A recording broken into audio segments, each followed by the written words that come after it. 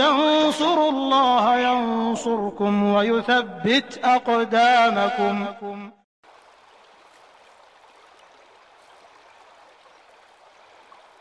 Alhamdulillah, kita lanjutkan kitab Shawarif Anil Haq, penghalang-penghalang seseorang untuk menerima kebenaran. Yang pertama kata beliau, al-jahal, kebodohan. Beliau berkata, al-haq wadihun bayyin, kebenaran itu jelas sekali. Nabi SAW bersabda, al-halalu bayyin wal haramu bayyin, wa bainahuma umurun mushtabihat. Yang halal sudah jelas, yang haram juga sudah jelas. Dan di antara keduanya ada perkara yang samar. Maka dari itu kata beliau, kebatilan itu biasanya laris di pasar kebodohan.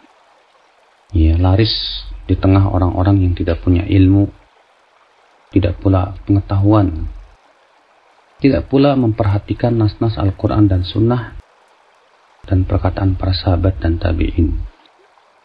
Imam Ahmad berkata, ini sebagaimana dalam kitab I'lamul Muwaqqi'in jilid 1 halaman 44, innama ja'a khilafu man khalaf liqillati ma'rifatihim bima ja'a 'anil nabi SAW.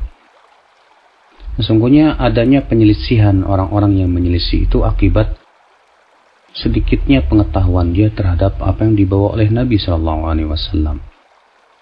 Syekhul Islam Taimiyah berkata dalam Majmu' Fatawa jilid 27 halaman 315 sampai 316, kebenaran itu bisa diketahui oleh setiap orang karena kebenaran yang diutus oleh Allah para rasul dengan membawanya tidak akan tertukar dengan yang lainnya bagi orang yang mengetahui, sebagaimana tidak akan tertukar antara emas yang murni dengan emas yang palsu bagi orang yang faham.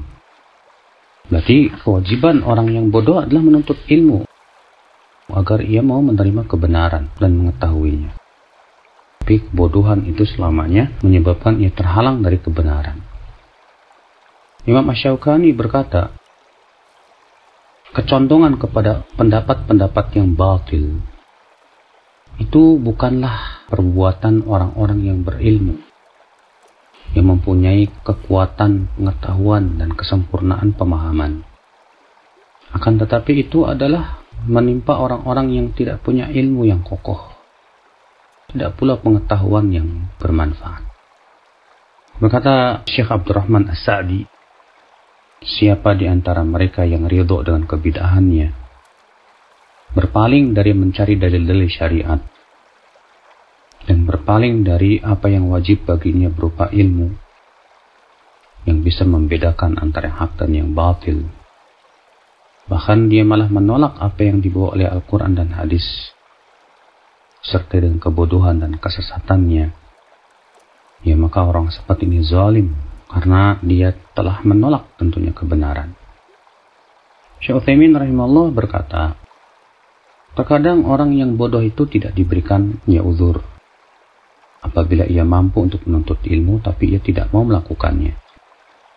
Maka orang yang mampu untuk menuntut ilmu, wasilah menuntut ilmu juga mudah, tapi ia malah berpaling dari menuntut ilmu, yang seperti ini kata beliau, kita tidak berikan uzur karena kebodohannya, karena ia menganggap remeh masalah menuntut ilmu.